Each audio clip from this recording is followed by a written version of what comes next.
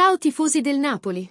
Oggi approfondiremo le ultime notizie di mercato che muovono il mercato partenopeo. Ma prima di iniziare, non dimenticate di sostenere il Napoli lasciando un like, iscrivendovi al canale e attivando le notifiche per non perdere nessun dettaglio.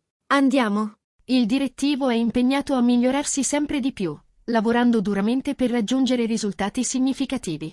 E l'ultima notizia che abbiamo è semplicemente incredibile per i tifosi azzurri. Il Napoli ha appena annunciato un acquisto importante, un rinforzo che promette di dare una scossa e alzare ancora di più il livello della nostra squadra. E il nome che vestirà la maglia azzurra altri non è che pausa drammatica Dragusin. Sì, amici miei, il talentuoso difensore Dragusin è pronto a difendere i colori del Napoli. Questo giovane promettente, con la sua tecnica raffinata e la sua corsa in campo, contribuirà sicuramente a rafforzare la nostra difesa e a raggiungere grandi risultati in questa stagione. Il direttivo del Napoli ha fatto di tutto per assicurarsi l'arrivo di Dragusin, dimostrando ancora una volta il proprio impegno nella costruzione di una squadra vincente. I tifosi, ovviamente, sono già ansiosi di vedere questo nuovo capitolo svolgersi sul campo. L'aspettativa è che la presenza di Dragusin dia ancora più solidità alla nostra difesa, rendendo il Napoli una forza da non sottovalutare in tutte le competizioni in cui siamo impegnati.